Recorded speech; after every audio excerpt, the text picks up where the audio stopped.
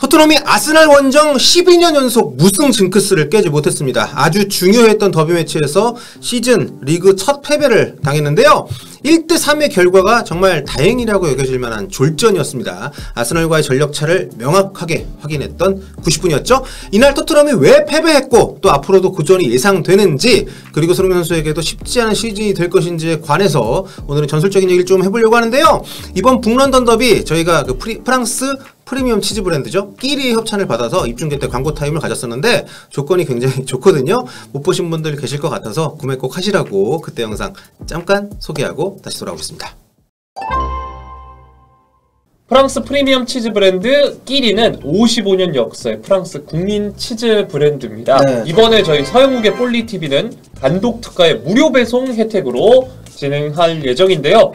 한정 수량이라고 하니까요. 서두르셔야 돼요. 네. 자, 크림치즈 디저트 끼리는 1년에 15억 개, 1초로 따지면 48개씩 판매되는 순수한 크림치즈로 만든 디저트입니다. 네, 저희 조카한테도 하나 알려드려야겠어요. 요리스도 먹고 싶던 그 과자? 자, 리얼 치즈 케이크는 총 맛이 3가지로 구성이 되어 있습니다. 플레인, 또 블루베리, 쿠키앤크림. 이런 거 아침에 네네. 커피랑 먹기 너무 좋아요. 아, 크림치즈 잘하는데 아세요? 뭐라고 받아야 되는 거야? 뭐야, 뭐야. 그리고 와인이나 맥주에 간단한 안주로도 먹으면 너무 좋을 것 같고요. 그 다음이 이제 이 찹쌀떡. 아, 너무 좋네요. 네. 찹쌀떡. 프랑스 건데? 네. 쫀득쫀득한 식감이 매력적인 찰떡에 끼리 크림치즈 그리고 3가지 맛의 퓨레와 조합이 돼서 정말 맛있다고 합니다. 43% 할인이고요. 무료 배송이래요. 그런 거 한번 해주세요. 네.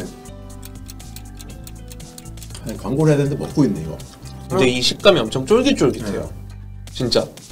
자, 그 다음 게 이제 딥앤 크런치 소개를 한번 해드릴 텐데 네. 고소한 스틱 과자랑 이제 짭짤한 크림치즈의 조화가 매력적인 디저트 제품입니다. 아이들 간식으로도 너무 좋고요. 이렇게 찍어서 드시면 됩니다. 아, 이거 찍먹. 블루베리 맛도 새로 나왔다고 하고요. 신기하다 이거 맛이. 상큼한 블루베리 맛이 감도는 끼리의 크림치즈 맛이 아주 매력적인 제품이라고 합니다. 네. 네. 끼리끼리 네. 우리 끼리끼리 같이 먹어요. 아, 감사합니다. 저희 채널이 광고 없기로 유명한 채널인데 끼리는 진짜 맛있습니다, 여러분. 네. 자, 토트넘이 완패한 북런던 더비. 손흥민 선수는 케인의 골로 이어진 PK를 히샬리송이 얻어내는 과정에서 특유의 호쾌한 질주로 역시 컨디션 좋다는 거, 최근에 계속된 연속골 어떤 흐름의 그런 컨디션을 계속 보여주면서 기여를 했는데요. 팀의 패배를 막지는 못한 채 71분 뛰고 교체돼서 나갔습니다. 이때 스코어가 1대 3이었고 이미 콘테 감독이 무려 4명을 동시에 교체를 했기 때문에 앞서서 그 에메르송 로얄이 쓸데없는 파울로 퇴장을 당한 뒤여서 주중에 챔스를 대비하는 차원이었던 게 좀 컸겠죠. 근데 사실상 그 시점에 일찌감치 경기를 포기한 느낌이어서 기분이 조금 애매하더라고요. 더비 매치인데. 하지만 뭐 따지고 보면 시작부터 그랬습니다. 이날 토트넘. 네, 3-5-1을 기대하던 많은 팬들의 바람과는 다르게 3-4-2-1 뭐 평소하고 똑같은 포메이션으로 경기장에 나왔습니다. 부상으로 빠진 데이비스와 쿨루셉스키 자리는 최근 주전으로 도약한 랑글레, 또 히샬리송이 맡았는데요. 이게 그림만 이렇게 사실상 그렇지 5-4-1의 형태로 실제로는 대부분의 시간을 보냈습니다. 점유율이 경기 중에 뭐 2대8도 넘을 정도로 완전히 밀렸어요. 아스날이 볼 소유를 압도를 했고요. 대부분의 경기가 토트넘 진영에서 이루어지는 그런 경기였습니다. 지금 아스날의 기세가 굉장히 좋죠. 1위를 질주하고 있기 때문에 이 팀이 이렇게 볼 소유와 패스 전개를 통한 경기의 장악이 정말 올 시즌 들어서 완전히 무르익은 상태였기 때문에, 그리고 이날 경기를 보니까 1대1에서도 대부분 아스날 선수들이 워낙 자신만만하게 밀고 오니까 토트넘 선수들이 계속 당황하더라고요. 아무튼 콘테 감독이 이렇게 접고 들어가는 거는 또 뭐 원정 경기이기도 하니까 그럴 수 있다라고 생각을 하는데, 문제는 이렇게 수비적으로 할 거면 선수 구성에도 좀 변화를 줬어야 되는 거 아니냐, 이런 생각이 드는 거죠. 제가 가장 핵심적으로 보는 부분은 이제 이건데요. 이날 아스날은 중원을 확실히 장악을 해서 올라오다가 측면으로 뭐 오른쪽에도 왼쪽에도 이렇게 공을 보내면 토트넘 중미가 그쪽으로 사이드를 도우로 빠지잖아요. 그럼 파티나 자카 같은 선수들이 아크서클 부근으로 접근을 해서 여기서 슈팅을 노리는 패턴을 굉장히 즐겨서 썼습니다. 근데 이걸 알면서도 반복적으로 당했고, 그러면서 연속해서 골을 내줬는데 그게 왜냐? 이날 그 아스날이 미드필드 싸움에서 우위를 점할 수 있었던 이유 중에 하나는 아스날의 양쪽 풀백들, 여기 제가 히트맵 하나 좀 보면서 얘기를 좀 나눌 텐데요. 왼쪽이 이제 아스날인데 아스날의 레프트백 진첸코 그리고 라이트백 벤 화이트입니다. 보시면은 그 색깔이 짙은 곳이 굉장히 높죠. 토트넘 진영까지 올라오고 게다가 사이드 라인 따라서 움직이는 게 아니라 중앙으로 굉장히 들어와서 볼 터치를 많이 했습니다. 상당히 그러니까 이게 바로 인버티드라고 할 수 있는 그러니까 좀 안쪽 들어와서 좀 중원 경합에 힘을 더해주는 그런 최근에 유행하고 있는 윙백들의 어떤 움직임을 전형적으로 보여줬다고 할 수 있는데 이거를 그럼 누가 막아야겠습니까? 토트넘의 양쪽 윙어인 손흥민과 히샬리송이 계속 수비를 해야 되는 거예요. 따라 내려와가지고. 그래서 이날 경기를 보면 이 오른쪽에 이게 이제 손흥민 선수 이 팀의 비거든요. 수비 쪽이 더 짙죠. 그것도 중앙 쪽에. 그러니까 베나이트 따라서 따라 들어와서 수비를 좀 해줘야 되니까 이런 그 맵이 이렇게 나오는 건데 이게 히샬리송도 비슷해요. 히샬리송도 그렇고 그러니까 상대의 윙백, 풀백 활용에 대한 대응 자체가 상당히 어떻게 본다면은 공격에 대한 어떤 가능성을 좀 포기를 하면서까지 좀 배당을 하다 보니까 계속해서 상대의 페이스에 좀 말려 들어가는 그런 흐름들이 많이 나왔다는 거죠. 게다가 토트넘의 양쪽 윙백들은 죄다 수비가 안 되는 친구들이죠. 뭐 로얄 말할 것도 없고 페리시치 말할 것도 없고 그러니까 윙어 역할을 제대로 하기 힘든 시간이 토트넘의 윙어들에게는 계속 좀 닥칠 수밖에 없는 거죠. 손흥민 선수도 마찬가지고. 그러니까 페리시 같은 경우 특히 손흥민 뒤에 서 있는 좋은 선수죠. 뭐 좋은 선수인데 이렇게 할 거면은 페리시 넣으면 안 되지. 수비할 거면은 공격형 윙백이 아니라 좀 더 수비적으로 좀 도움을 줄 수 있는 선수를 투입을 해야 되지 않겠습니까? 요게 손흥민 선수고요. 그리고 이게 페리시치입니다. 페리시치가 더 높은 곳에 더 많이 찍혀 있어. 손흥민 선수보다. 그러니까 이것만 보면 누가 윙어냐고.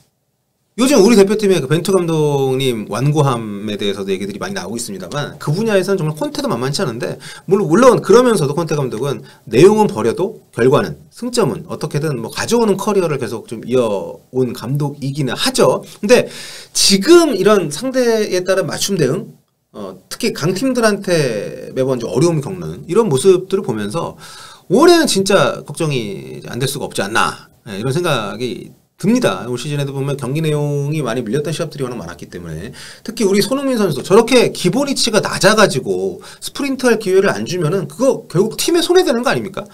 무리뉴 감독 시절이 자꾸 저는 떠오르는데 무리뉴 감독이 결국 뭐 성적 안 나고 뭐 떠났지만 쏜 케인 조합에 몰빵을 하면서 이 팀은 팀의 전체적인 퀄리티가 손흥민 케인을 빼고는 믿을 구석이 없다. 예, 좀 심하게 얘기하면. 그러니까 송 케인 이 두 명 원투펀치 조합으로 팀을 만들어 놨었잖아요. 그 과정에 손흥민 선수가 이제 빵 터진 거고. 근데 지금 콘테 감독 팀에서는 손흥민 선수가 높은 위치에서 뛰기 시작할 수 있는 환경이 안 만들어지니까 이런 축구를 하면서도 이렇게 잠글 거면 정말 우리는 그냥 무실점 0대 0으로 만족하겠다. 이런 경기가 아니라면 결국에는 역습이나 속공을 노릴 수 있는 축구를 해야 되는데 지금 뭐 되겠습니까? 이미 낮은 위치에서 출발을 하니까 오늘도 그랬죠. 하프라인 넘어서 넘어가면 이미 상대 공 없이 달려온 수비수들이 이미 자리를 잡고 있어. 그러니까 이게 참 답이 없는 거죠. 그리고 진짜 로얄 좀 그만 쓰십시오. 오늘 경기 솔직히 로얄 때문에 졌다고 할 수는 없습니다. 팀이 전체적으로 밀렸고 아스날이 워낙 경기를 대부분을 장악을 했기 때문에. 근데 경기 내내 삽질하고 수비 놓치고 결정적인 순간에 쓸데없이 발목 태클로 다이렉트 당하고 장점이라고는 좋게 말해서 의외성 뿌린 선수. 오늘도 순간순간 볼 터치 엉망으로 하고 볼이 아무도 마크맨도 없는데 크로스 이렇게 멀리서 나온 크로스를 공격할 수 있는 방향으로 잡아놔야죠. 공격으로 올라갔으면. 그거를 왜 뒤로 봤냐고. 그러니까 이런 단순한 상황에서부터 낭비되는 시간이나 아니면 동료들의 움직임과 이렇게 사바띠 아니하는 이런 장면들이 굉장히 많이 나오기 때문에 이런 선수를 도어티나 스펜스를 제치고 계속 주전으로 고집하는 것도 아니면 로테이션이라 하든가 이것 자체가 결국 콘테 감독의 아집이자 오판이 아니냐는 거죠. 안 그래도 팀이 답답한데 지금 계속 상대도 로얄 쪽을 주로 파고들잖아요. 로얄 쪽으로 가면서 크로스 거의 다 올라오고 난 정말 이해가 안 갑니다. 물론 페리시치 이런 얘기도 있지만 로얄을 계속해서 주전으로 쓰는 거는 저는 너무도 이해가 안 되고 결국 오늘 사단이 났는데 아무튼 토트넘이 너무 답답한데 끝나고 나폴리 경기 틀어놓고 지금 제가 작업을 하는데 왜 이렇게 재미납니까? 참 토트넘 힘드네요. 예. 그간 따놓은 성점이 많기 때문에 지금 순위표 보시면 3위 자리 유지하고 있긴 합니다만 앞으로는 내려갈 일만 남은 건 아닌지 정말 걱정이 되는 그런 경기였고요. 이날 손흥민뿐만 아니라 케인 선수는 더 봉쇄가 됐고 미드필드에서 풀어주는 사람 없이 다 수비만 하니까 결국 케인도 앞쪽에서 많이 있다가 내려올 수밖에 없고 내려온다고 해도 끌고 올라갈 수도 없고 이런 상황들이 반복이 되면서 아스날한테 정말 굴욕을 당했던 토트넘이었고요. 선빵은 못 날려도 쭈그러진 채로 시작했으면 그대로 무너지지는 않는 시합을 해야 되는 거 아닌지 자, 토트넘 콘테 감독의 머릿속 물론 복잡하겠습니다만 네, 잘할 수 있는 것들이 있으면 그걸 최대한 활용을 해야죠. 네, 쏜케쿨로 잘 나가던 팀의 공격을 왜 건드렸습니까? 자, 어쨌든 네, 앞으로 매주 2경기씩 있습니다. 토트넘. 네, 과연 분위기를 바꿀 수 있을 것인지 계속해서 입중계 지켜보도록 하겠습니다. 여러분 다음 시간에 뵐게요. 끼리!